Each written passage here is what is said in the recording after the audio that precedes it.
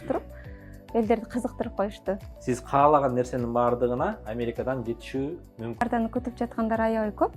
27-жылдын грин картасы обязательно болот деп айтылды. Эмне үчүн? Да барычы.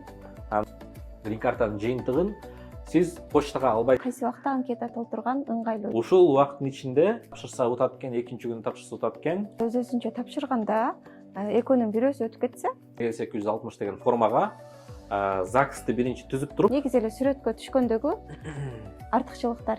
бул 6 айдан кеч эмес сүрөт болуш керек. Ал эми анкета толтуруудагы эң көп кетирилген каталар. Билим деңгээлин туура эмес көрсөтүшөт көбүнчөсү. Мошенниктер деле аябай көбөйдү да. Сиз грин карта утуп алдыңыз, мага срочно 40-50 миң сом салыңыз. Соттолгон же кандайдыр бир жугуштуу оорулар менен ооруган адамдар деле катышса болобу?